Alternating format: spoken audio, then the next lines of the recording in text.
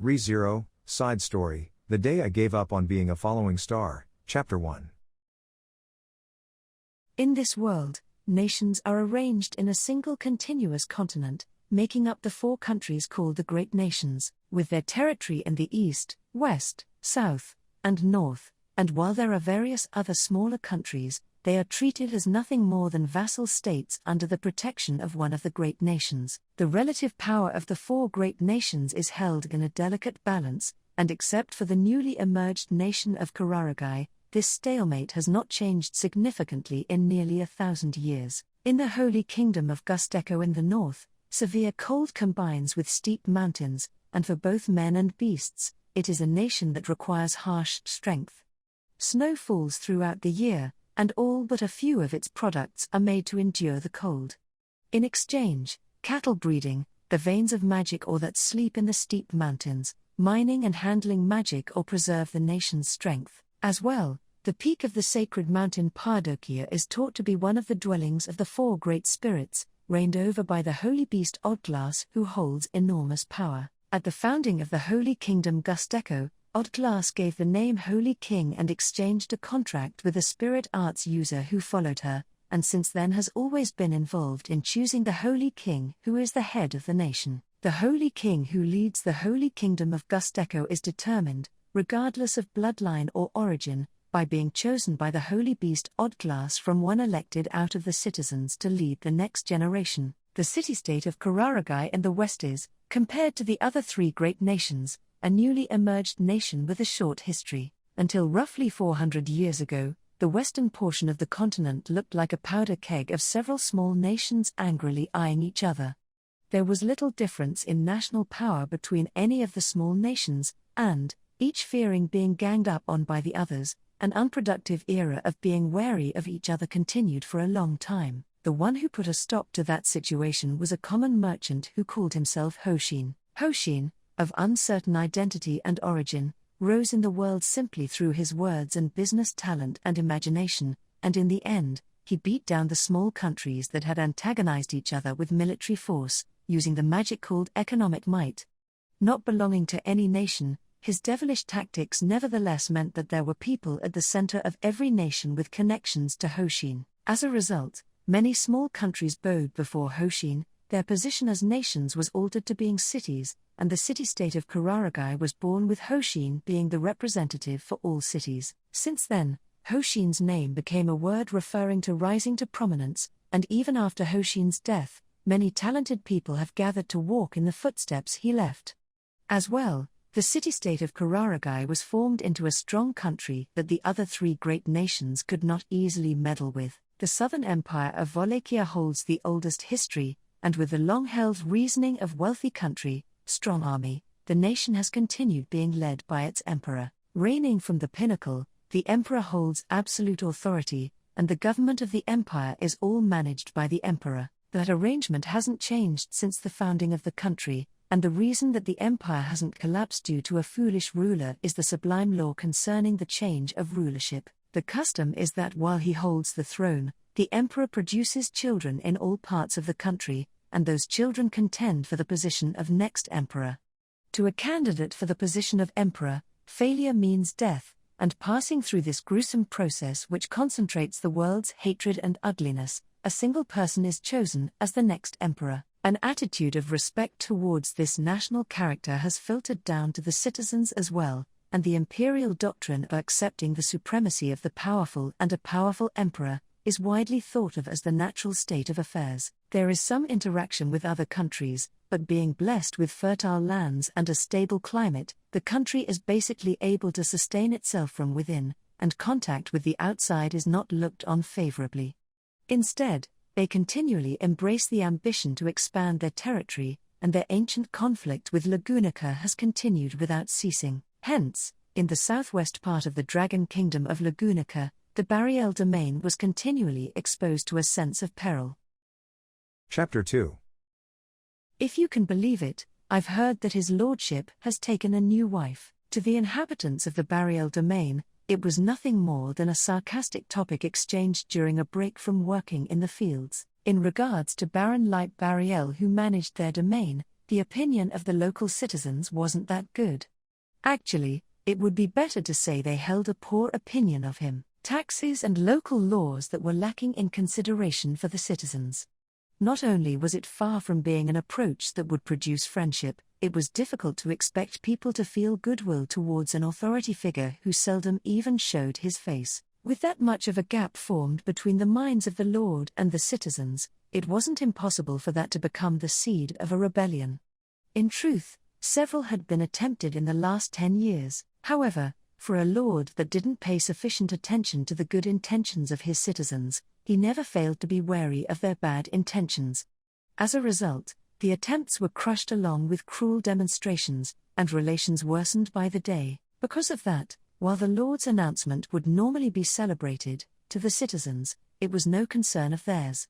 With the baron already advanced in years, taking a second wife at his age didn't arouse their interest. Doubtless this second wife or whatever would simply make off with most of the fruits of their labor, and prove to be a demon who would leave them only enough supplies to survive on. The end of Lord Leap's lifespan, and the fall of the heirless house of Betrayal, these were the only hopes of the local citizens as they lived day to day, and their first evaluation of her. Their first evaluation before seeing the red woman known as Priscilla Betrayal. What a dreary place, and such lifeless expressions. That was the first thing she said, while looking over the best field in the village and its owner, a voice filled with contempt, and words spoken by one looking down from far above. Many who looked up felt anger that was difficult to endure, but were left speechless the moment they saw her. Standing there was a red woman. Her orange hair looked like a reflection of the rays of the sun and was gathered with a barrette, and her more than voluptuous body was wrapped in a crimson dress that exposed it generously. Her lightly colored lips broke into a scarlet smile, and her eyes blazed red as they gazed back at those looking at her. Even the fan she had chosen to cool herself with was red, so from top to bottom, she was a crimson woman. From that sort of visual attack, it was clear at a glance that she was someone of high standing, but despite that, everyone still forgot to react. In addition to the rest, to an extent sufficient to erase the impression given by her outlandish clothing, the red woman was beautiful. Everyone there, man or woman, couldn't help but tremble at the beauty before their eyes. Why are you staring at me with those pathetic eyes? Is that not disrespectful, you lowly imbeciles? However, that feeling, too, was completely overridden by the woman's ongoing derisive comments. They had been slow to recognize her contempt, and though the people all held anger in their eyes, they hid it inside and lowered their heads. The red woman's words were humiliating insults. But, simply by looking at her they could tell that her station in life was completely different from theirs. In other words, there was nothing to be gained by trying to oppose her. Just as they normally did, in the face of unfairness or discontent, they hung down their heads. Waiting for the storm to pass was the best plan. Oh, I see. Long years of resignation have entirely stolen away your backbone, and turned you all timid, then. That means the old man must be quite a noble, then. I see he is quite good at being oppressive. Why? You seem to be a noble. What brings you to this village today? As she looked over the downcast faces of the locals with an expression of comprehension, she was resolutely addressed by the field's owner. As the owner of the best field and land in the village, even if it wasn't much of a contest, he was the village representative. No one else here was suited to asking the business of a noble. Do not be in such a hurry, commoner. It is expected that you would be surprised when a beauty like myself visits suddenly, but I do what I want however I want, and I will not let anyone rush me. You should be grateful for your unexpected good fortune. Just carry on glancing at my fair form from the corner of your eyes, and forget the passage of time. Bringing her face close to the owner's, the red woman spoke seductively to him close enough that he could feel her breath. At that, the owner backed away, visibly flustered. He could hardly be blamed for that. Between the owner and the red woman, the difference in age was like a parent and child, but the intense charm she was unleashing was enough to make him forget the difference in years and make a man think of a woman. To call it bewitching would be appropriate. Oh, I see. After unsettling the owner, the woman looked over the nearby fields as though she owned them. While that was going on, the locals had their hands full stealing glances at her from the corner of their eyes, just as she'd said. They had no motivation to resume working in the fields and be complained at further, but no one even thought to do so. To do something different than everyone else, and draw the attention of the Red Woman, was something they all feared. Yes. First here and here, then I suppose those two over there will do. There is little difference between any of them, so you should see it as your good fortune that they caught my fancy. After briefly looking over the nearby fields, the woman nodded with a satisfied expression. Looking sharply at the owner, she grinned to see him trembling. In spite of that smile being something that made one think of malice, it was too beautiful to look away from. You there, commoner. You own the largest field in the village, do you not? Yes. That's correct. I can tell from looking at your field. It's terrible, but the land is extensive, at least. Like an old, rotten tree, you hold ambitions unsuited to the limits of your form, much like a certain lord I might mention. The inhabitants there slowly realized that those words, filled with contempt and mockery, were directed at none other than Leip, and their faces went pale at the disrespect. To the domain's inhabitants, the lord was one who looked down on them from above. To them who had become completely accepting of that idea, the thought that the Red Woman held an even higher position than their lord never entered their minds. In truth, that would have been overthinking it. Well, your field will do. It is a perfectly good stepping stone to use as a basis for comparison. The owner of the good fortune of having my influence bestowed on him will be someone else. The owner of those 4 meager fields across the road. The woman was pointing at fields that, compared to the land of the large field owner, were withered wastelands. Just like the fields, their owners also looked weakly, and their entire household seemed to be getting by day to day supported by the kindness of the other villagers. As that villager came forward and gave his names, the Red Woman's eyes were colored with a bitterly cruel emotion. It was largely with feelings of disdain, hatred, and complete viciousness that she looked down on him. Well, whatever. When you give water to parched grass, anyone can see the change. As the inhabitants stiffened as though shot, the woman looked away in boredom. Then she pointed to the parched field, and quietly said something to the man. The voice whispered into his ear reached only him, and those around them didn't know what kind of unreasonable demand she was making of him. They simply felt pity for him as he nodded his head like a doll, and when she finished whispering, the woman folded her arms with a satisfied expression. Her abundant breasts shook greatly over her folded arms, and the women looked askance at the men as they couldn't help groaning. I forgot to say, I am Priscilla Betrayal, the new baroness of all the Betrayal lands around here. Let those who are not here know as well that I am generously forgiving rudeness like that of today, will only happen on this day when ignorance and blindness can be forgiven. And the woman departed, leaving words that caused the villagers despair as they returned to themselves. Afterwards, the locals realized that the person calling herself Priscilla Betrayal was the new second wife that Baron Leip Betrayal had taken. They didn't understand why she would have come to see the domain without any escort, but her insolent arrogance brought Leip's tyranny to mind. As well, the fact that she was a young woman led them to despair, as it crushed their hope of Leip's age leading to his removal from his position. It meant that they would suffer under the same cruel rulership as Leip, long into the future. All of them held that sort of unease and fear about Priscilla's visit, and then they forgot that 1 month later, because, in the field of the man Priscilla had selected, an impossibly abundant harvest appeared. Chapter 3. Not sure what to say, honestly, that was unexpected.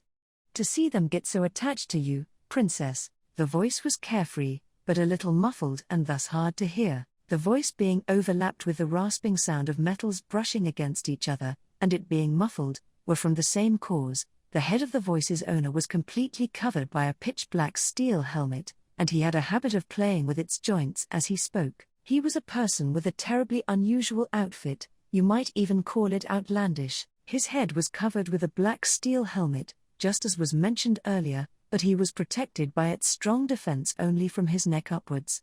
His well-toned body was covered in rough clothing like that of a bandit, and his feet were, oddly enough, wearing boots woven from leather. A shabby cloth hung from his shoulders and covered his neck, and a rough, wide-bladed sword peeked out from behind his back, hanging horizontally. In every sense it was a collection of weird features, But there was one spot that stood out more than all the rest. The helmeted man's left arm was missing below the shoulder. The man, who had a particular loss to go along with his outlandish outfit, projected an abnormal presence simply standing there. Even more so standing next to the red woman, Priscilla Betrayal. And what do you mean by unexpected? Behold my beauty, which exceeds human understanding. Like baby birds long to be fed, it's entirely natural that the commoners should worship me. It was just something I'd imagined on my own, but still. Here I always thought you were the type who wouldn't do anything to put more fish in the pond, princess, then there would be no reason for me to welcome you. Do you not agree? Now that you say it, that's true. I guess I was mixed up. Accepting Priscilla's words without complaint, the helmeted man, scratched the top of his helmet with his thick right arm. He looked around at his surroundings as though curious, but his expression and mood could not be seen. For her part, Priscilla had no reaction to her attendant's attitude. As she continued pressing forward at a steady pace, the people around her spoke up as they noticed her. It's Priscilla Summer. It's the dear concubine princess. Long live the Sun Princess. As one of them noticed her, many others reacted to their raised voice and came rushing out of their houses. The villagers, all with cheerful faces, unanimously honored and praised Priscilla.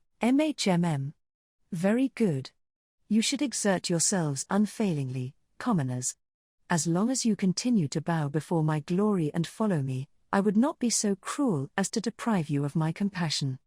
Be sure not to neglect that in the future. Priscilla's words weren't said to anyone in particular, so much as to everyone there who cheering for her. It certainly wasn't a loud voice, but her voice had the power to penetrate and reach everywhere. At the arrogance of those powerful words, Al couldn't help but cringe, but understood. If it's for Priscilla Summer. Long live the Sun Princess. Not only did the villagers not take it poorly, they readily accepted her prideful speech. Al could only shake his head at the discrepancy between his impression of his lady's character and the attitude of the locals. It was only a few days ago that the helmeted man, Al, had been recognized as Priscilla's knight. Suddenly finding herself needing to choose a knight, Priscilla held a gladiatorial contest to meet that need while prioritizing her own preferences. The approach of searching for a knight for a baroness, without regard for one's origins, led to a great number signing up, and it became a truly successful contest. There, Al was judged worthy in Priscilla's eyes, and was the man who gained the position of knight. Their relationship was still too new, and the bonds too thin, to call them lord and attendant. During the time he'd been allowed to stay at her side, Al had been observing her carefully, but she was still a mystery to him. Though she appeared thoughtful, she would immediately put her impulses into action. One might think that she was approachable for the locals, but then one would suddenly see an expression on her face cruel enough to freeze your blood. Even her limbs that seemed so full of femininity had a viciousness that had taken him off guard, stolen his sword, and came within a hair's breadth of sending his head flying. As a result, even after spending several days together, his current impression was that he knew nothing about his liege. Look here, Al. Why are you just standing there? The commoners are terribly curious about you. Who is that very rare sort of a man standing next to a beautiful maiden like myself, they wonder. So why don't you explain it to them, princess? Watch how you speak, Al. Even I do not know how many more times I can overlook your boorish behavior because it's amusing. You should take care not to displease me needlessly. Just when his opinion of her had been improving a little, this happens. The good mood that had been showing on her face until a second ago had changed in the briefest of moments into the eyes of one looking at trash. Sorry, that was my fault. Now that you mention it, what kind of attendant passes off the trouble of introductions onto their master? Sorry, forgive me, Chonmage. Very well. I forgive you. However, I'll have you tell me later what you mean by Chonmage. The unexpected phrase seemed to have succeeded, allowing Al to narrowly escape the signs of Priscilla's displeasure. Holding a hand to his chest in relief after having confirmed that, Al explained his position to the locals, regaling them with a story of how he came to serve Priscilla, full of humor and the occasional exaggeration. Chapter 4. Priscilla Summer is a wonderful person. To me, she's the goddess that saved me. Oh yes, indeed. That was the response to Al's question from the boy who had nervously brewed tea, clearly not familiar with doing so. His peculiar wording might have been an attempt to curry favor. The location was the Betrayal Manners Lounge. Casually seated on a very comfortable sofa, Al was enjoying his break time to the fullest. "You're really fond of the princess, so I thought you might say something like that, Schult-chan." Suppressing a chuckle at the boy's response, Al lifted the offered cup of tea. Then, slightly lifting his head, he deftly brought the drink to the gap that formed under his helmet. Never removing his helm, and never showing his real face was Al's consistent behavior. Being one-armed on top of not removing his helmet meant that his eating habits were rather impolite. Since it was impossible to lift his helmet with one hand while eating, he necessarily ate in much the same way as he drank the tea. "Do my manners? Does my impoliteness bother you?" Noticing the boy standing still and looking at him, Al asked that in a low voice while putting down his cup. Schult held his breath slightly at the question. He was a thin boy. His skin was white, and his peach-colored hair was distinctive. His crimson eyes were not very assertive, and he gave such a delicate impression that some who looked at him mistook him for a girl. He was perhaps 12 or 13 years old, but his body didn't look developed enough for that. He appeared only around 10 years of age. The boy who could easily be called a child was wearing a servant's outfit in black, and imitating a butler. Some people would likely find his appearance more pitiful than amusing. In truth, Al found it somewhat painful to look at Schult trying to stretch beyond his limits. "I haven't got any education. Please overlook my lack of knowledge about proper manners. You get it, right?" Folding his legs rudely on top of the chair, Al deliberately demonstrated his rough behavior. At that, Schult shook his head side to side while watching him. "I, too, am uneducated, the same as Al Summer. Oh yes, indeed. So, I don't feel that I'm sufficiently refined to complain about Al Summer's behavior. Honesty is a virtue, and being straightforward is the privilege of children. I think you're starting to get the look down, but what you've got inside isn't there yet. How long has it been since you came here, Schult-senpai?" "Since I was rescued by Priscilla Summer, it's been just 3 months. Oh yes, indeed." Schult didn't even respond to the irony of being called senpai. Perhaps it was cruel to expect an orphan who grew up in a farming village to understand. This boy butler Schult was an orphan that Priscilla brought back from a farm village in the domain. When Priscilla brought the thin, starved boy back with her, saying things like, "If you polish him, he'll shine," it seems that the mansion's master light was seriously furious, but apparently Priscilla paid him no mind. Just like that, Schult, protected by the good fortune of having caught Priscilla's eye, was guaranteed food, clothing, and shelter, and the boy was remade into a butler. It's hard to say if catching the princess's eye is good luck or bad luck, though. I'm very grateful to Priscilla Summer for being kind enough to rescue me. Oh yes, indeed. If I'd continued to stay in the village, I'd have been dead and buried by now. After all, that's a cute picture, yep. Things like that make me feel more and more like I don't know what the princess is thinking, and make me wonder just what kind of person she is. Her attitude seemed like one that would never be charitable, and yet she saved an orphan. On the other hand, she didn't extend her hand to everyone, and he had no idea what reason she had to take him in. Was Priscilla actually the goddess that the locals and Schult believed her to be? Or was she a cruel witch that occasionally sent chills down Al's spine? Witch? A witch, indeed. Speaking aloud the word he'd thought of himself, he couldn't help but smile at the cliché, the word witch that was known as a taboo in this world. Al himself knew all too well how much of a menace was referred to by that word. "Al Summer, you, As Al was lost in thought, Schult unexpectedly called to him with an unsettled look in his eyes. The gesture of holding the silver serving tray to his chest was terribly feminine and out of place. "It's correct that you have become Priscilla Summer's knight, yes, indeed? You protect her. I can trust that you are her ally, can't I?" As Schult questioned him seeking reassurance, Al closed his eyes inside his helmet. As a way of calming the fear in his heart, the boy was looking for powerful words from Al. "However, when you ask like that, whether I'm her ally or I'm plotting something, of course I'm going to cheerfully reply yeah, leave it to me. I'm the princess's amazing, strongest knight. As a question, it's not really appropriate, You see. Sorry, please try again. He could tell that Schult had been hurt by his response. Despite that, looking at that expression didn't cause any regret to stir in Al's heart. In betraying the pure look directed at him by the boy, Al didn't hesitate for a moment. For the sake of his goal, he discards everything else. In a sense, certain sacrifices were necessary for achieving his wish. Repeating the same mistake again and again, as he had in the past, that alone absolutely could not be allowed. After all, what is this?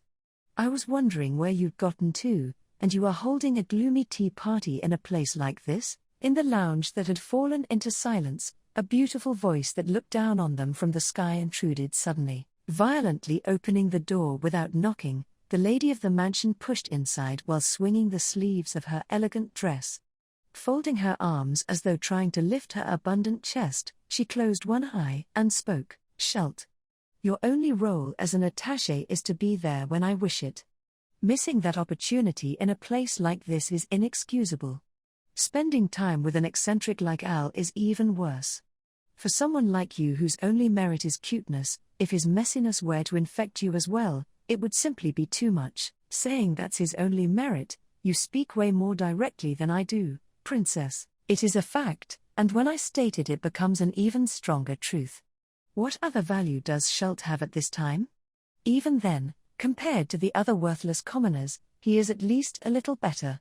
It will be necessary to take away even that merit if he continues to betray my expectations. Of course. Looking over the pair that had been conversing in the lounge, Priscilla sniffed dismissively and derided them. Al couldn't help but give a prideful wry smile, but Schult's face went pale. I'll work harder. Oh yes, indeed. So please. Don't abandon me, do not cry and cling to me, it is unbecoming. I can adore even your crying face, but relying on that pity from the start is the height of folly. I do not need a common person as my attaché. Continue to show me your value. After Priscilla cut off his trembling speech, Schult hurriedly wiped his eyes with his sleeve. His eyes were slightly reddened, but Priscilla nodded at him as he earnestly raised his head. That will do. If they lack the backbone to change the way they stand, then the likes of you are no better than corpses. Corpses can become fertilizer if they return to the earth, but if they stay atop the earth while being no different from the dead, nothing good comes of it. I will not have you wasting my air. Take every breath as though it were your last. That's a bit much. If Schult puts that much effort into breathing, he'll die of stress, you know. Gently reproving Schult as he started breathing with a determined look, Al shrugged his shoulders at Priscilla. Princess, you're dealing with a kid. I think it'd be all right to have a bit more care and compassion. The uncertainty of the world rains down on everyone, adult or child, man or woman. Do hunger and starvation differentiate between the great and small? Does the curse of the plague discriminate based on social standing? All who live are equals. It is not as though we are held in a cage of iron bars, and thus trying to gain peace by letting another determine how you live is simply negligence. Princess, as Priscilla spoke those stern words, irritation bubbled to the surface of her beautiful face. Al couldn't help but take it that the irritation was related to the latter part of what she had just said. Before he could figure out the source of it, though, Priscilla's expression changed. All that live are equal, of course, that does not include myself. Princess, smile. As she grinned, Priscilla concluded by saying that with the world's coldest smile. It was the mantra Al had heard her repeat countless times since he began serving as her knight. This world is designed to operate in the way that works best for me. That was the basis of Priscilla's confidence, and the words which most defined her existence. Words that it would be only natural to laugh at, but somehow they had a magic that couldn't be laughed off. Come now, Schult. It is exactly as I just said. Everything in this world is for my convenience. If so, what would be most convenient for me, as I am thirsty? Yes. I'll pour some tea right away. Oh yes, indeed, imbecile. The contents of that teapot have already cooled. And if you are trying to tell me to drink Al's leftover tea, it goes beyond rudeness into rebellion. I'll have your head removed, please, anything but that. I'll go brew more right away. Oh yes, indeed. Cradling the pot in his arms, Schult fled from the lounge. While listening to the small footsteps fade into the distance, Al smirked at Priscilla and shrugged. Princess, you really are mean. A butler who can calmly do the job is fine, but having one who rushes about flustered like a child is amusing as well. If they were looking for a proper waiter, who would go to the trouble of picking up an orphan? I will allow Schult the honor of relieving my boredom now and then. He's got it rough, too. Just by having the princess's attention, and what is rough about it? He can speak with me, and is even able to serve me regularly. This much good fortune is an honor that the men of the world would cry tears of blood for, and want so badly they could taste it. There could not be another child as fortunate as that. While justifying treating Schult roughly, Priscilla was implying that she sought the same degree of gratitude from Al as well. Al responded to that greedy look with a non-committal yeah, such a rude man. It seems that you have forgotten that you nearly lost your head at my whim. Well, fine. So now, Al, what is it, princess? How is your plotting coming along? At that chilly voice, Al held his breath and looked at Priscilla. There was no mistake that she had chased off Schult, and waited until no one else was around to bring up the topic. To have a bomb dropped in the middle of a casual conversation like that was a surprise, like being hit by an actual nearby blast. If he hadn't been simulating a flow of events like that ahead of time, he'd probably have been caught off guard. It's not really anything so grand as plotting.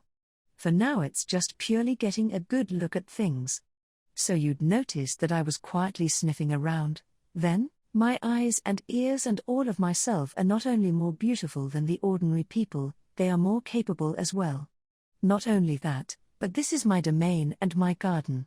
If I wish to listen for the footsteps of a mouse or the wing beats of a bug, they will reach me. If you go treating everything like it's yours, your husband Grandpa Lipe will cry. If I make an old man like that cry, or wither away, it matters little. I don't care in the least. It was a relationship where one didn't expect the couple to love each other dearly, but for it to be this harsh was regrettable. However, now was not the time to be worried about the future of the local dysfunctional couple. If you're upset with me crawling around, then what'll you do? Am I gonna get beaten with a whip, then? There was no reason for the punishment to be that light, but being thought of as rebellious was problematic, too. In the worst case, he would have to consider the option of using his trump card against Priscilla, but, upset? I'm not going to throw a tantrum over you simply wandering around the house. Really, at the point that I invited a brigand like yourself inside, this sort of trifle was expected. However, that wariness was shown to be off the mark by Priscilla's unexpected reply. Yeah. Really okay with that? For a man to sniff, and desperately follow my lingering scent is the natural way of things. I'm not so inconsiderate as to blame a man for following his nature and being swayed by my charm. Also, as Al stood bewildered, Priscilla glanced sidelong at him with enough seductiveness to leave him senseless. People in uncertain positions like yours can't survive without trying to find a safe harbor. If I were to blame you for looking to the left and right to be certain of things, it would be as foolish as telling a bird not to fly, a mercenary swordsman who I have known only a few days. To believe that he has already given me his loyalty with all his heart. To believe that would be the foolishness of a dreamer. It would be a tremendous show of unreason. As Priscilla ended her annoyed speech, Al softly let go of the wariness that had been controlling his body. At the very least, there were no lies in what she had just said. Since she'd thought about it enough to come to that conclusion. Here I was so sure you'd say comparing myself with others is disrespectful. All the lot of you need to do is look at me and have your vision stolen away by my glory. None fear turning the eyes of others away from themselves more than those with no belief in themselves. I have every confidence that I am the greatest in the world. Hence, that sort of anxiety has no hold on me. Pulling a folding fan from her cleavage, and opening it with a snap, she continued also, there is no doubt that I am the most beautiful gem in the world, but that one is superior is only understood properly when there are other jewels to be compared to. In order to grasp how wonderful I am, it's necessary to compare me to the ordinary masses. Your walking about, too, in the end is nothing other than a roundabout compliment that confirms my greatness. What do you think? Is that not a masterpiece?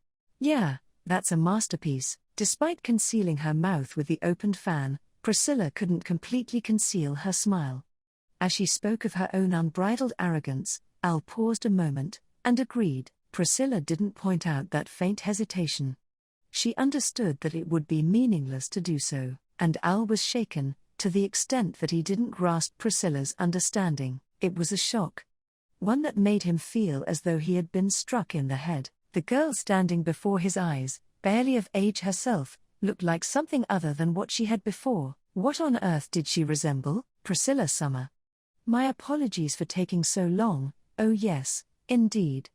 I've brewed more tea. Too slow. Before he could find the answer he was thinking deeply about, Schult opened the door and came flying into the room. Priscilla's angry voice greeted him, and Schult fearfully set out the tea with unsteady hands. Priscilla sat down on the empty sofa next to him, brazenly crossed her white legs and waited, and while gazing at his terribly unguarded mistress and the red-faced boy butler, Al sank again into deep thought. Chapter 5. Al grimaced in an unseen scowl at the smell wafting through his helmet. This was the second time he had come into the study, and it evoked the same emotions as before. The bad air of a room with insufficient ventilation, and the unique smell of antique books. He thought that he'd become used to the combination, but when the smell of cologne used by someone trying to hide their body odor was mingled with the incompletely hidden smell of the master of that room, it was another story. As a result, the study had an air that people hesitated to enter without need. "You're late." With his enthusiasm already whittled away by the foul smell that greeted him, Al was further disheartened by that joyless voice. He'd been reluctant to move his feet this direction from the start, and now his motivation had fallen below zero. If the one he was meeting was one that would forgive rudeness, he'd have long ago escaped through the door behind him. However, the person before his eyes was not so lenient as to forgive such an action as humorous. "You're late." The repeated rebuke, entirely unchanged from earlier. The hoarse voice conveyed contempt and insult, and sought an commensurate response from the disheartened Al. Not content simply with blaming him, it would not be satisfied without crushing his will. Such a heartless man. "You're L. I'm terribly sorry. What with the mansion being so vast, when I'm summoned suddenly, I end up checking here and there all over the place. Were you saying something just now?" Deliberately speaking over top of the third rebuke, he was rewarded with an tisk full of undisguised ill humor. Somewhat more relaxed after that reaction, Al once again looked squarely at the master of the study. He was an old man seated at an ebony desk, with the room's bookshelves to his left and right. He'd been told his age was close to 70, but his energetic body held the youth of someone in their 50s. His expression, and his ambition-filled eyes, lent themselves to that impression, and his unbowed back and honed build also made him look like quite an individual. In opposition to that appearance, however, his harsh, self-centered, arrogant personality was a fatal flaw. The old man's name was Betrayal, the lord of the Betrayal barony, and master of the Betrayal manor, who had taken the Red Woman, Priscilla, as a wife. In formal terms, as the companion of the one that Al had offered his sword to, this was someone that he should respect. In truth, Al didn't think of him as the least bit worthy of that respect. "It seems you are accompanying that woman, wandering about the domain daily. When you say that, tisk. That woman means that woman." "My wife, Priscilla, of course." "Indeed. Oh, I just wanted to be sure. My mother taught me that when they stop calling each other by name, it's proof that the love of a couple is growing cold." As Leap grew irate, Al gave an appropriate answer, while sticking out his tongue on the inside. "I hear you're a gladiator, but do you have any memory of your parents? Hey, it's not like all of the gladiators in Wallachia are thrown into the arena right after they're born. There's actually a lot more thrown in there that got into debt after growing up, or who were criminals. Well, the end result is that you end up getting cut apart by someone your age who fought their way up from the bottom. HMMF. It seems like just the sort of scenery the savages in the Empire would like. I can just imagine their poor taste." It was a rare occurrence, but Al found himself agreeing with the prejudice that Leip spat out. His days as a gladiator was something that, honestly, he didn't like to recall. Fighting with his life on the line in the battles held seemingly every day, competing for glory or testing his strength didn't agree with Al's nature. Having barely escaped with his life, He was now able to spend his days like this, in relaxation. Well, enough about you for now. It's about Priscilla. What do you think about how that woman is wandering about the domain every day, doing as she pleases? She's quite an inquisitive one, is what I think. She's a little different from the image.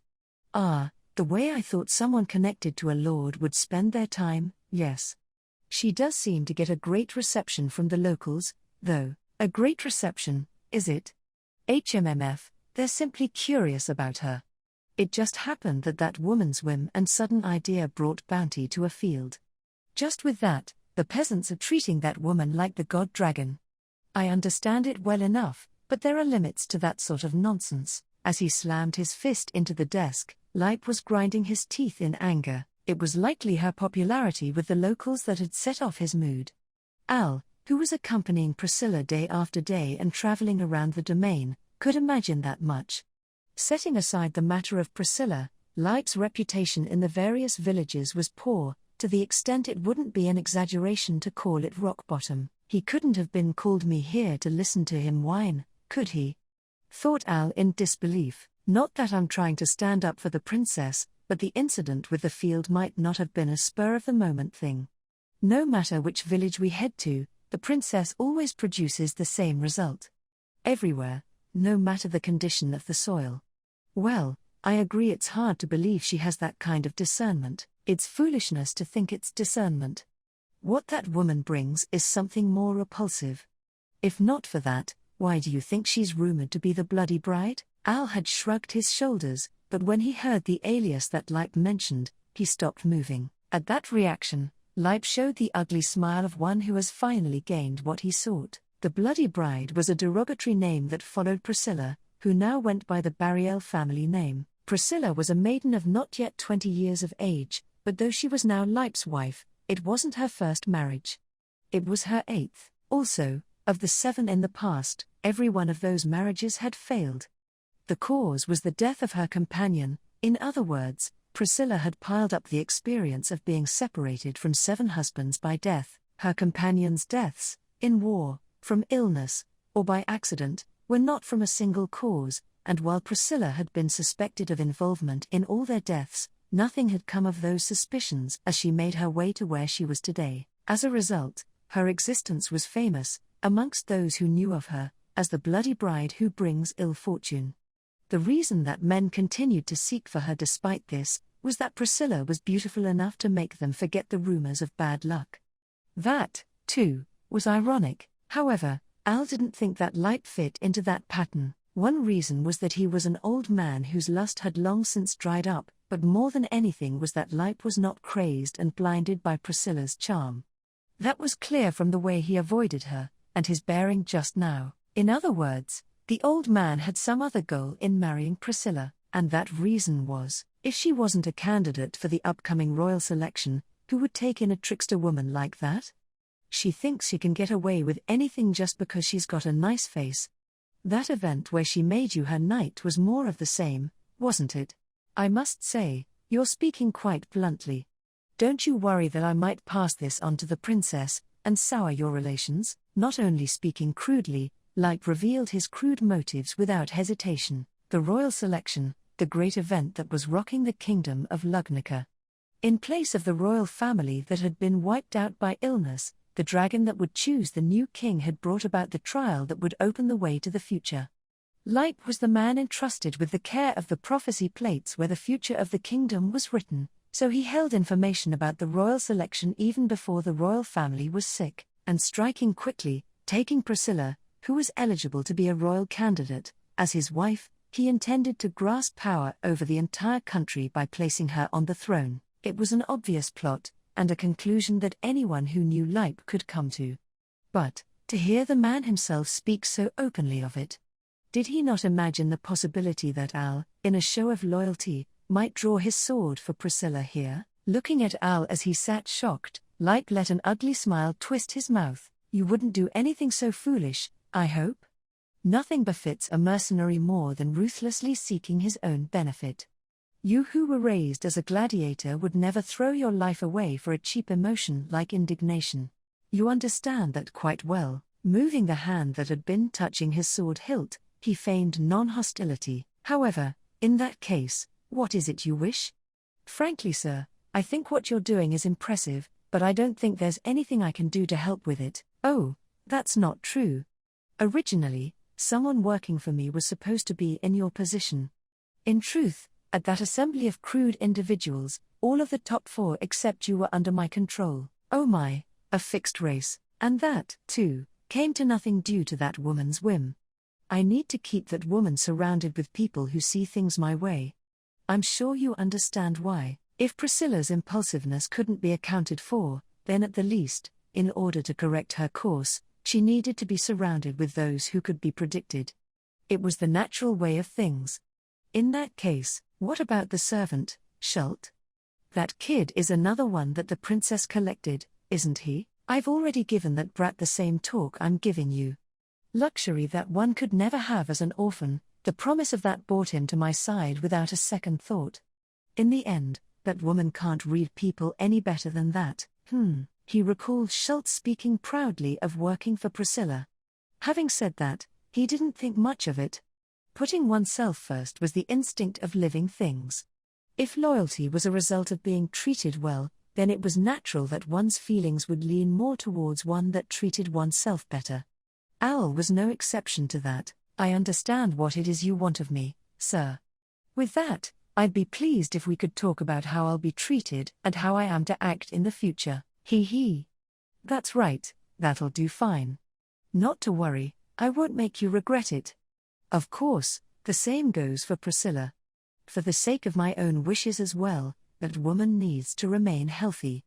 That woman, the brat, and you too, all the lot of you need to do is receive happiness under my leadership. After all, as Al accepted his suggestion, Lipe let out a good-humored, throaty laugh. At that loud laughter, Al whispered sorry, princess to the mistress he had decided to betray. Even at that emotional moment, the phantom of Priscilla in the back of his mind was grinning victoriously.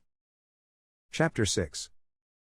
A knight calling himself Gillian Endymion visited the Betrayal domain, a handsome man, with a fearless countenance and a dignified look.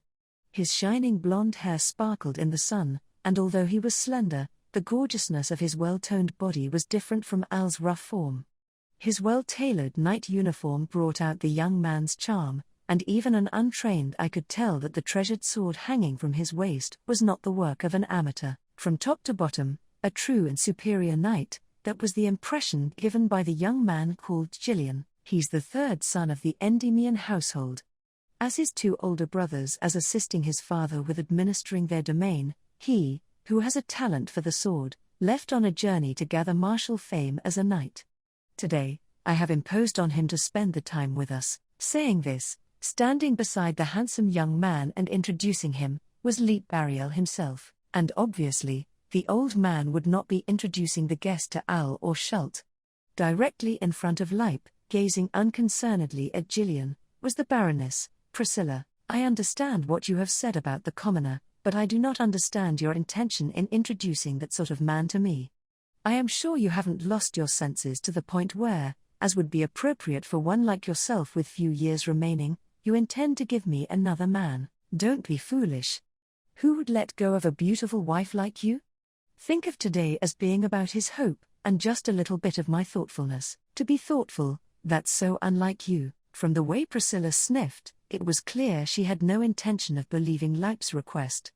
Although Lipe maintained his composure on the outside, one could almost see that he was biting his lip on the inside. However, before Lipe exploded, Gillian slowly came forward. My humble apologies for this sudden visit, and for rudely imposing on you. It was an elegant gesture, and the kind of low, smooth voice that made women swoon.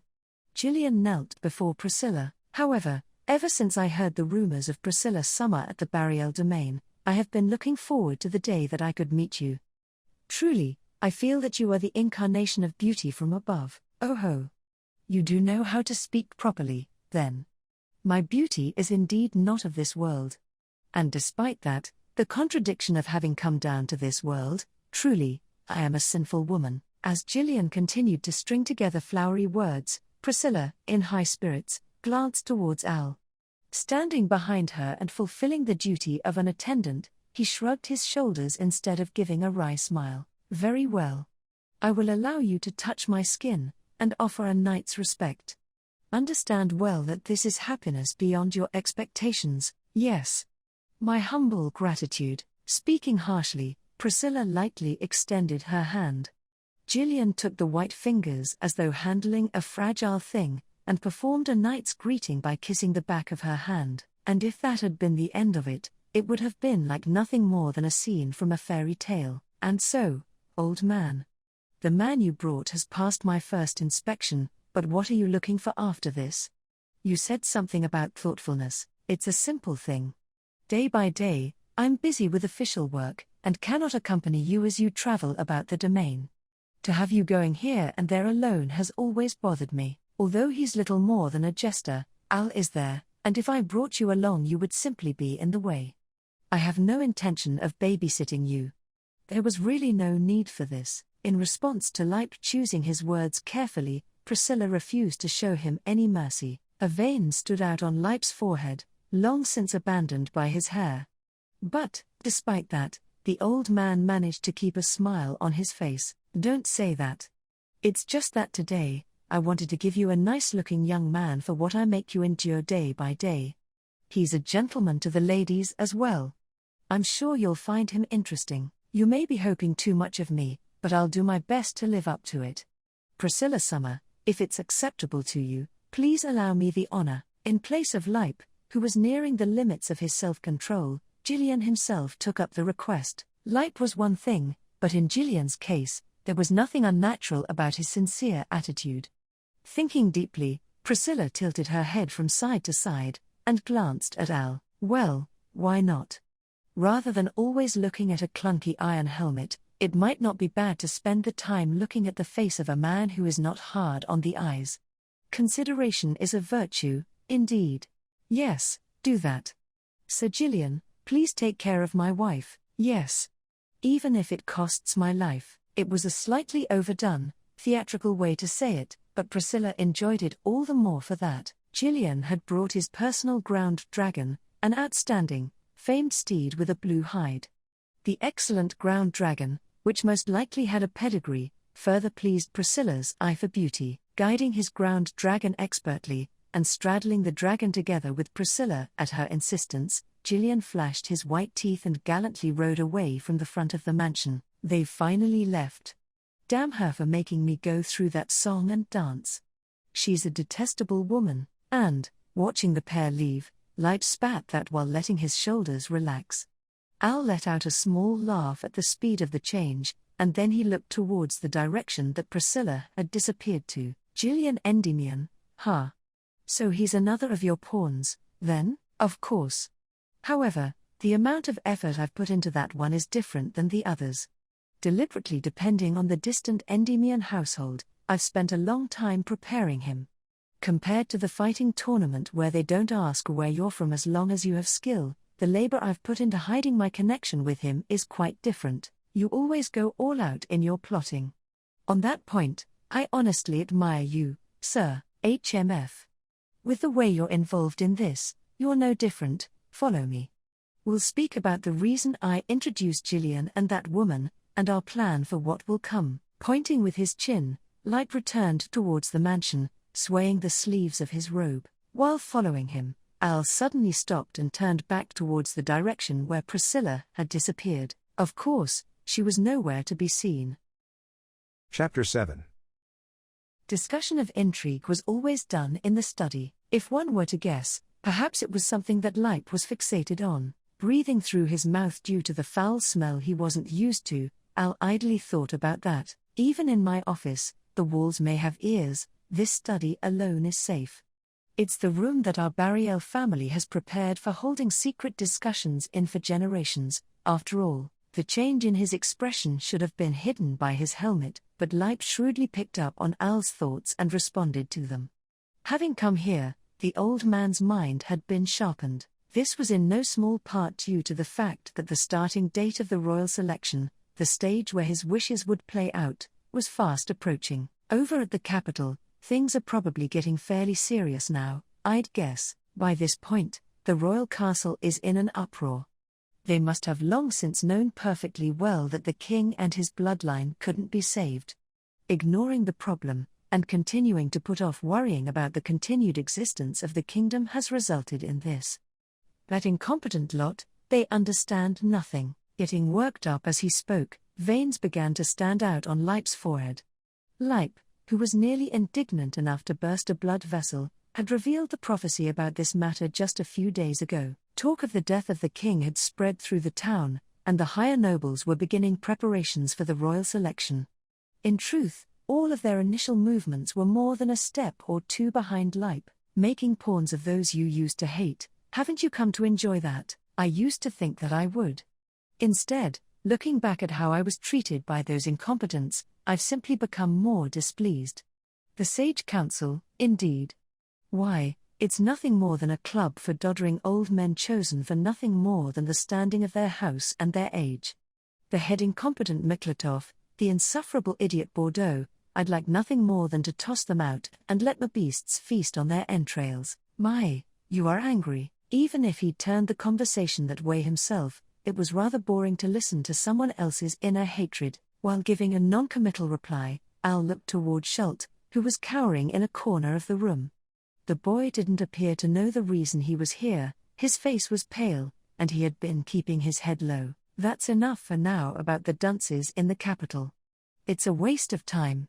More importantly, at last it's time for the long-awaited royal selection. I need to talk to you about that. You've already made the announcement that the princess is a candidate, haven't you? Obviously. Firstly, it's necessary to let them know that what was written on the dragon's stone is true. To prove that a candidate can cause an emblem of Lugnica to shine, you see. Originally, I'd hoped to have Priscilla take the role of making it shine, and declaring her to be the first participant in the royal selection, but Leip stopped speaking for a moment, with a bitter expression. At the place they announced the prophecy, one of the upper-class nobles made the emblem shine. My single miscalculation was that there was a candidate already there. Hair. That's quite a lucky guy. So who was it? Duchess Carsten. Crush Carsten. A mere woman, shamelessly carrying the position her father ceded to her. A savage madwoman with a sword, famous as well for being an eccentric followed by a bizarre retainer. What was the emblem thinking? Choosing her? Of course, the moment Priscilla has been chosen, there's no point worrying about that. In response to a heartfelt sigh, Al couldn't help but agree and give a wry smile. Candidates for the royal selection were able to make the gemstone of an emblem, handed down in the kingdom of Lugnica, sparkle. Finding the 5 who fulfill that condition, and having them compete for the throne, was the content of the royal selection. It was just that much about the selection criteria for those candidates was still unclear. At the moment, things they had in common, their bloodline, even their blessings didn't seem to explain it. By the way, sir, how'd you find out the princess is a candidate? I have no obligation to tell you about that. I may have spoken a little too much, but don't go poking your nose into things. All you need to do is follow my instructions.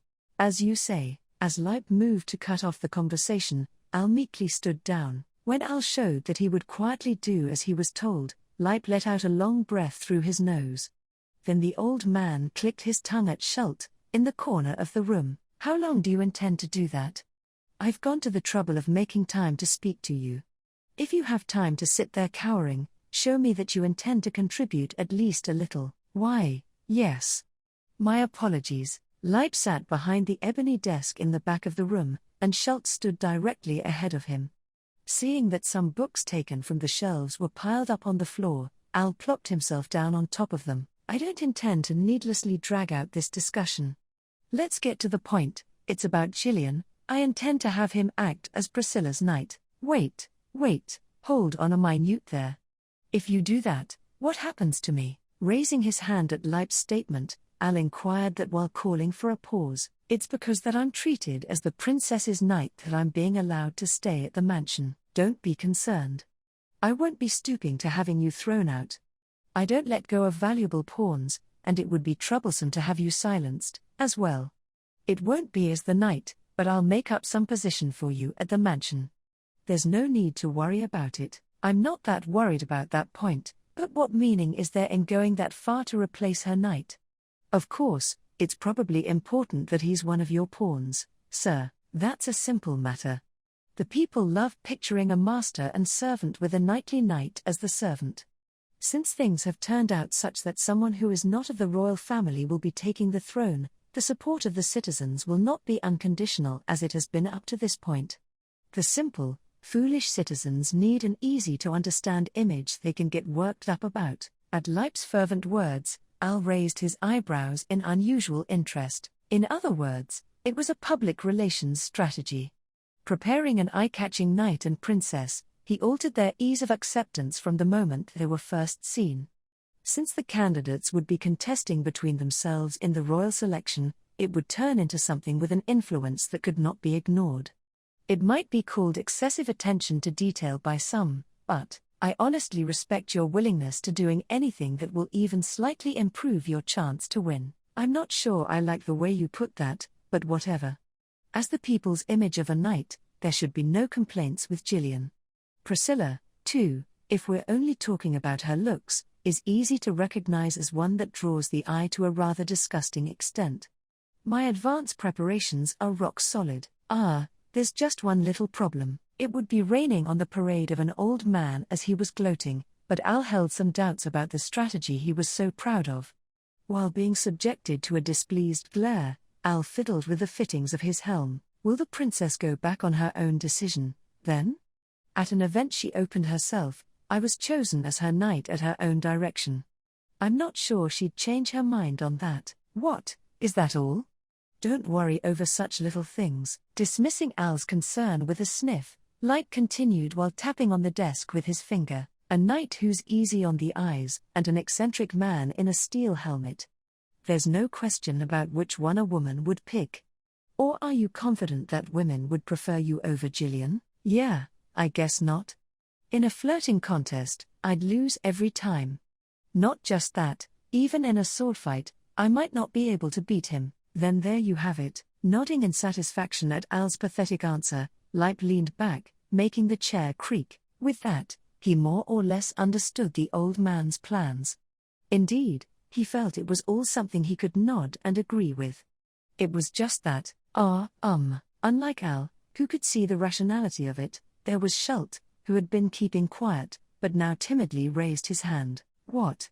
Do you intend to cast aspersions on my thoughts as well? No, not at all. Well, about Priscilla Summer. While cowering beneath Leip's harsh glare, Schult gulped and continued. You won't do anything cruel to Priscilla Summer, indeed? In order to make Priscilla Summer the queen, sir.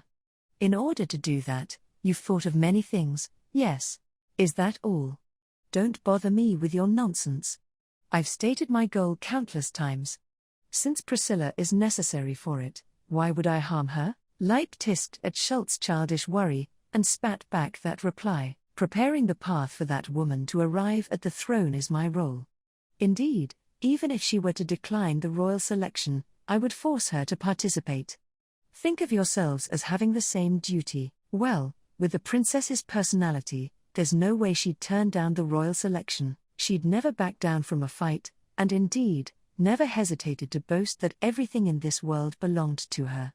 If a country would become legitimately hers, she'd do it as though there were no other choice. Without knowing it, as he imagined Priscilla's mad dash for the throne, Al smiled. Is that so, indeed? That's good. Oh yes, indeed. Schult, too, held a hand to his chest in relief at Leip's reply. Even though he'd switched sides for Leip for the payment, he still hadn't forgotten his gratitude to Priscilla for taking him in. Priscilla would take the throne, and he would be rewarded.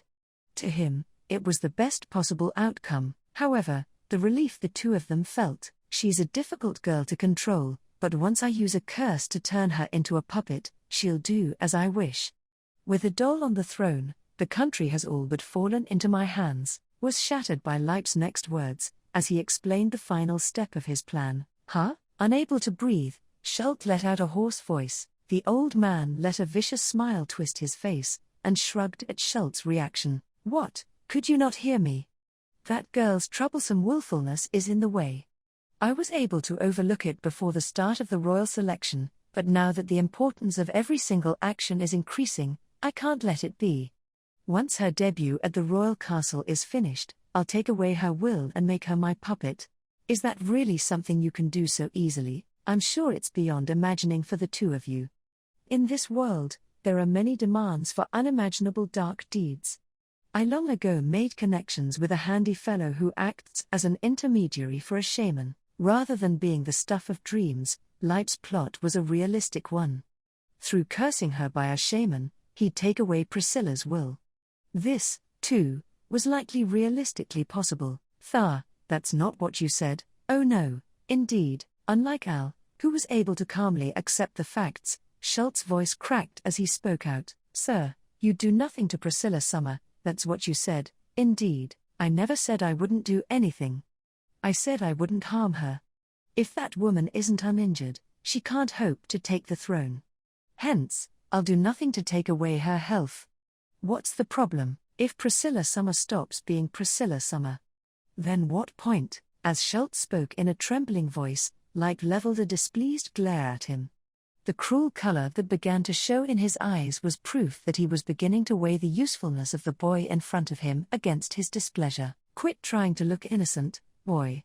You've already been drawn in by the reward, and betrayed that woman. You're no longer in a position to be concerned about her welfare. Or is that it? Have you fallen for her charms? To be overcome by the seduction of a whore, completely shameful for a boy. Well, then, leering disgustingly, Leip stood and leaned over the desk, bringing his face close to Schult's. If you want to have your way with her, I'll allow it after she's taken the throne. I don't know what you see in that clump of flab, but you're drooling over her, aren't you? Unsurpassed disrespect of women and humiliation of Priscilla. Schult's face went bright red at that statement, and his delicate arms reached for Leip. However, Leip avoided him with ease, and instead struck him in the chest with a short tube that was on top of the desk. With a cry of pain, Schult tumbled on the floor of the study. To raise your hand against me, the master of the mansion, this is the problem with all the ill-mannered wild dogs these days. Leip, who had just mercilessly struck a child, looked down at Schultz as he writhed on the floor. Leip's movement just now had a sharpness unexpected from someone nearing 70. A long-held, unfulfilled ambition was capable of filling a body with vitality to this extent. Now you will burn to death. Your innards will char, and you'll blow smoke from every hole in your body. I'll accept the sight of your miserable condition as recompense for your disgrace. Pointing the tip of the short tube in his hand at Schult, Leip put the punishment into action with the look of one crushing an insect. The intensifying mana made the air in the study shimmer, the manifested destruction overtook the young body, the being known as Schult changed to dust in the inferno. What's the meaning of this? The balls suddenly came my way, so yeah, the moment before Schult would have been burnt to ashes, Al's sword was unleashed, aiming for the short tube. Instantly dodging the sword swinging up from below, Leip's face twisted in annoyance. What reason is there for you to protect that child? All you need to do is watch quietly. You understood that was the position you agreed to, did you not? If you get that angry, you really are going to bust a vein, sir. Yeah, actually, I'm not sure either why I did that, though. In the face of Leip's rage, Al joked as he spoke his honest thoughts. Even he didn't understand why he'd moved to protect Schult. Thinking about it rationally, it would have been best to use what Leip was saying to his own advantage. Despite that, Al had now protected Schult after his objection to Leip, and had turned the old man hostile. Why? What for? He didn't know. Al Summer, you. From behind Al, who was playing the fool, Schult looked towards him as he groaned. Schult-chan, if it hurts, it's all right to cry, you know. I'll keep it a secret, Al Summer. You like Priscilla Summer too, right? Ignoring Al's teasing, Schult spoke as though he'd had to wring the words out of himself, and the moment he heard those words, a shock passed through Al's entire body. Letting out a long sigh, Al understood. Ah, man, I'm so dumb. How did I miss something so simple? With that realization, he was able to explain all of his confusion up to now. You've realized your judgment was clouded. If so, move out of. I get it. I finally get it. I was being stupid. I shoulda seen it right away. Tilting his head to the side, Al shrugged while kept his one-handed grip on his sword. There's no way I could happily plot together with an old geezer who can't see how sexy and cute the princess is. You fool. Immediately after his curse, Light pulled out one of the desk drawers with his left hand and threw it at Al. Hacking that apart with his sword as it approached, Al kicked the books at his feet towards Light and shouted, "Schult! Get out of the room right now. I'll handle the rest." Understood, indeed. Grimacing in pain, Schult ran with great effort to the door, and left the room without looking back. That was a good choice. However, Light mocked that choice. How completely foolish the pair of you are. Why do you think I only called the two of you to the study? All the other servants in the mansion are my supporters. There's no question what will happen to the boy now that he's left the room. Very prudent of you. But, you never know, right? If I were to take you hostage, surely you don't think you can restrain me so easily, youngling. In my younger days, I was nothing to scoff at on the battlefield. My war record is no less than that of Bordeaux himself. The fighting spirit emanating from Leip as he roared was proof that this wasn't a bluff. The short tube the old man held was a meteor. Its effect was most likely raising the power of the user's magic, a simple effect, but because of that, there was no countermeasure. Comparing that to his own fighting strength, Al quickly judged that he was at a disadvantage. In other words, the conditions are met, no need to hesitate in playing my trump card. You idiot, I won't deny that. It's nothing personal. Your luck was bad, nah. Halting his words there, Al continued with the echo of a cynical smile in his voice. Your stars were bad. Right after he finished speaking, Light threw away all pretenses and raised the short tube, unleashing his magic. Conveyed from Light's palm, the mana passing through the tube gained overwhelming power. The strength of the magic emerging from the end of the meteor swollen to over 5 times its normal level. That magic landed a direct hit on the torso of the iron helmet that had been speaking nonsense, bending his body backwards and exploding in the center of it. The shells were covered with the awful stench of a human body being burned by the intense heat, and the flesh, blood, and organs that had been blown apart. The bodiless helmet and sword clattered to the floor, and Light looked over the terrible scene with an air of boredom. What sort of trump card was that? What nonsense. Honestly, all of it, nonsense. Cutting across the blood-soaked study, Light began to leave the room. There was only a tiny chance, but if the boy that ran away managed to meet up with Priscilla, it would mean trouble. He needed to find him right away, and finish him. Thinking that, he extended his hand towards the study's doorknob. Your stars were bad. ? Light was speechless for a moment, then looked behind him. When he did, he saw a man standing there with his back to Light. He was a one-armed man wearing a steel helmet and gripping a sword in his hand. Huh? Where'd go a? With no interest in listening to the fool's voice, Light cast his magic through the short tube and burned him to death once more. The unleashed flames scorched the man, and the speechless steel helmet once again shattered. The floor of the study was once more stained with disaster, and Light backed away, unable to grasp the meaning of the situation. Wah! What was that? What just happened? Realizing that he was shaking, Light took a deep breath. His forehead was covered with cold sweat. While roughly wiping it away with his sleeve, the old man looked up and tried to make sense of it. Your stars were bad. Once again, the man's voice was heard. Chapter 8. Your stars were bad. He heard it. That voice struck his ears again. Huh? Where'd you go? Before his eyes, the man who had lost sight of his enemy looked left and right.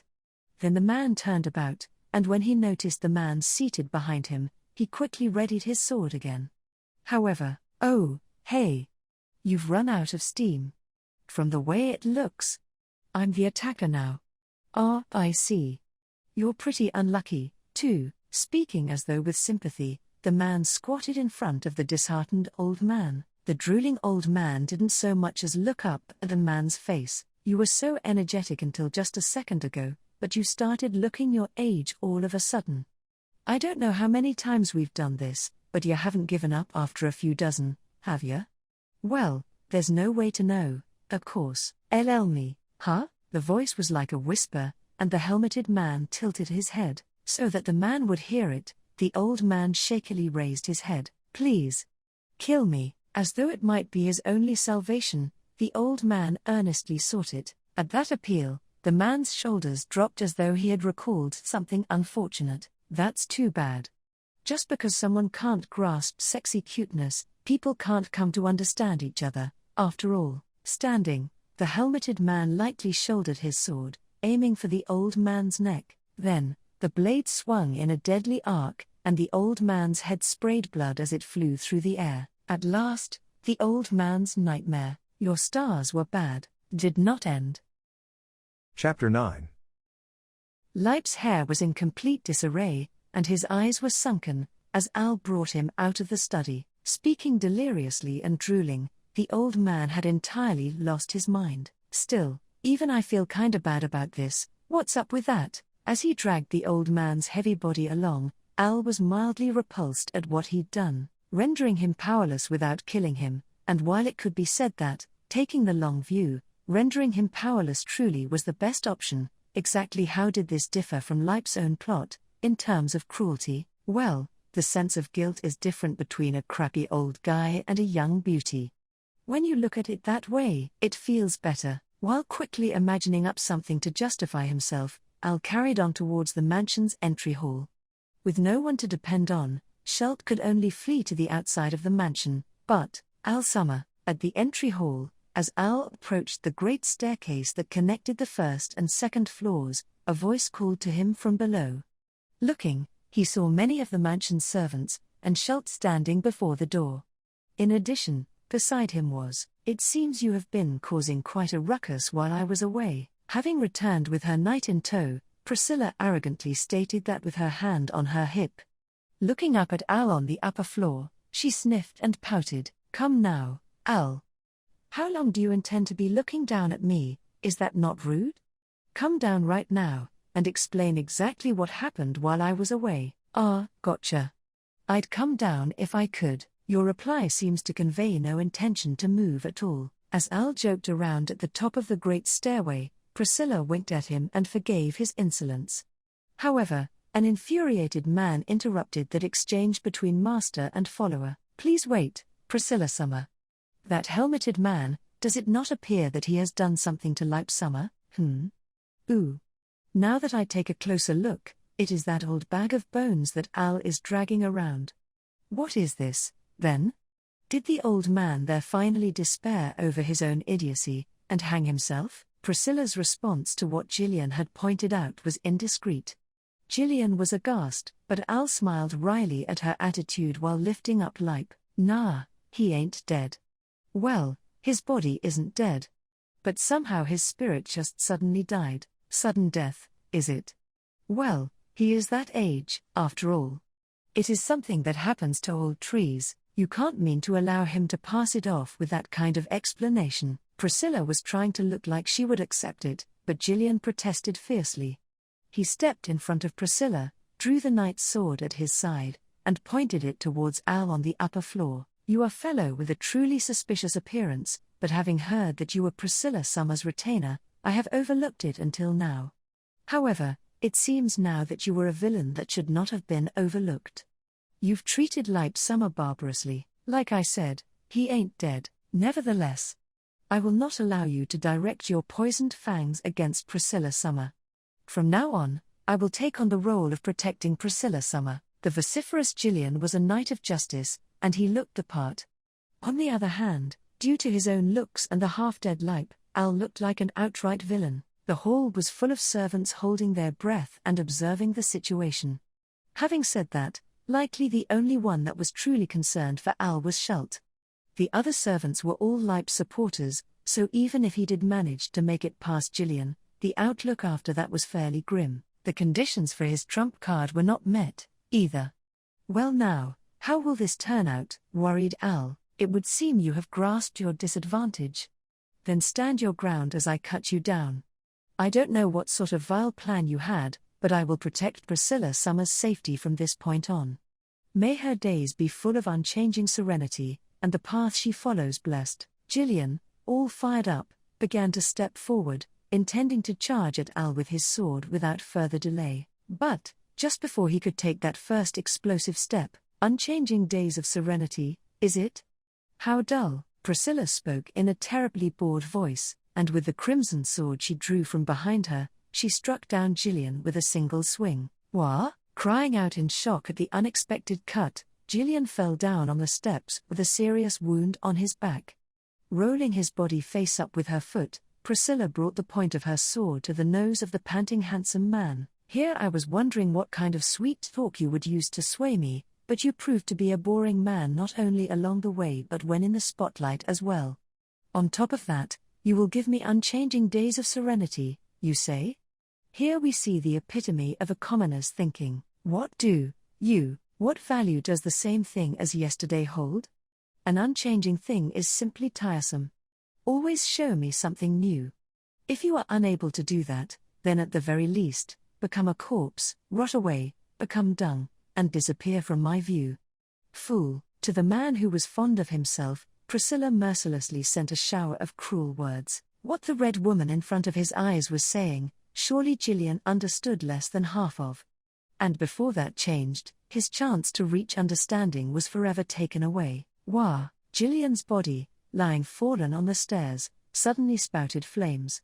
For the handsome man called Gillian Endymion, the burning heat of the flames spreading from his wound would allow no escape from their fiery embrace. With his throat seared, Gillian was unable to even scream as he burned. Princess, maybe it'd be better to put out the fire before the mansion catches on fire, idiot. It is a flame born of my sunsword. Obviously, it will ignite only that which I have chosen. Her logic was incomprehensible, but Gillian's flames did not spread to the rug on the steps. Having confirmed that it somehow seemed to be true, Al was amazed by Priscilla's unconventionality, despite himself. Incidentally, sometime during that, the crimson sword she had been holding had once again disappeared from view. Well, it'd be pretty dumb to be surprised by the princess's magic tricks after all this. More importantly, what are you gonna do about all this, including the burning guy? No matter how many times one smells it, the odor of a burning person is displeasing. You lot, clean it up at once. At Priscilla's instruction, the servants moved without hesitation, rapidly cleaning up Gillian's entirely charred remains.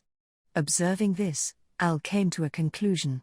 That was, well, Princess, you saw through the old guy's plans long ago. Then, from the beginning, he made no secret of his intention to use me and seize power in the nation. Given that, it was trivial to imagine how he would proceed. Before one feels annoyance at the insect buzzing around one's ear, it is only natural to take away the insect's wings and legs. You're too much.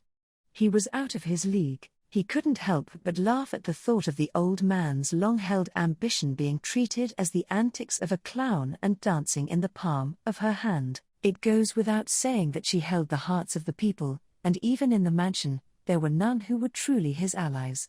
His sole ally that hadn't been seized by Priscilla had now been burnt to a crisp. When you think of it that way, perhaps he was happier losing his sanity while still holding his ambitions. By the way, if you had your revenge planned out in that much detail, why didn't you say anything to us? We put on a weird little act because of that. You have no talent for that sort of thing, I can tell at a glance. Schult is the same. You both get visibly flustered every time you look at me. You have no idea how hard it is not to laugh. Priscilla Summer. As Al and Priscilla carried on their friendly chat, with light tossed onto the steps, Schult arrived below them. When Priscilla folded her arms to emphasize her chest, Schult faltered, uncertain where to direct his gaze. Perhaps he intended to apologize for having once joined a side that intended to betray Priscilla. However, to do that, failing to choose the right words could lead to calling down her wrath. If it goes poorly, I'll have to back him up, is what Al was thinking while feeling a bit concerned, but I'm glad you're unharmed. Oh yes, indeed. I was worried. Looking at Schult, whose face was messy with tears, Al was amazed by his own foolishness. How much nonsensical common sense had he tried to force on the heart of a child barely 10 years old, and then gauge the situation based on that? Hadn't he just seen a pitiful old man decide what this and that was without trying to actually see it for itself? and suffer a lonely fall without anyone to come to his aid? Schult, you are just so adorable. Very well, I give you permission to get my dress dirty. Boop. Priscilla pulled the sobbing Schult into her embrace, then, with a pleased expression, wiped his face clean with her dress. Then, with the dizzy young man still sandwiched between her breasts, she turned towards Al. Well, isn't that an enviable position? It is an obvious thing to say, but you were wise to choose me. My compliments. If it's a choice between an old guy and a sexy cute girl, you chose the girl. Anyone would do that. I do that, too. Your forthrightness does not displease me.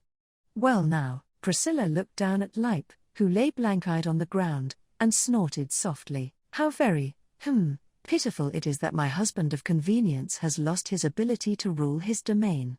In this state, the future of the Betrayal domain is endangered. Since it has come to this, it seems unavoidable that I take on all authority as the representative of the household. Is it not so? Carrying on the will of your beloved husband, and doing your best in the unfamiliar role of steward, like a good wife. The blind actions of a beautiful girl, it's a scenario that invites tears, ain't it? I think I might cry. How very droll of you. You too, princess. The well-matched master and servant laughed together, and looked satisfied that, for the moment, the affairs of the house were in order, and that left Schult, still caught wide-eyed between Priscilla's breasts. Taking the boy's head with both hands, Priscilla mussed up his hair, and spoke. Well now, whatever is the matter, Schult? You should laugh.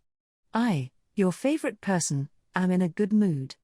You do understand what an attendant should do in that case, yes? Why, yes.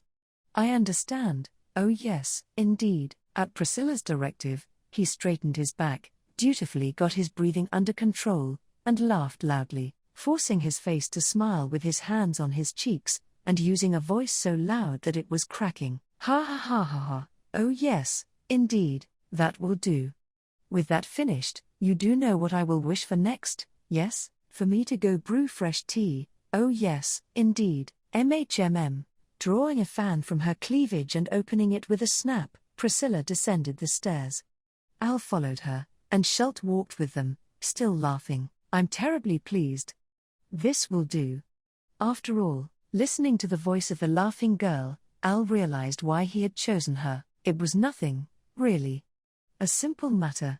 Nothing more than that he had, once again, been captured by this girl's charms. This world is designed to operate in the way that works best for me.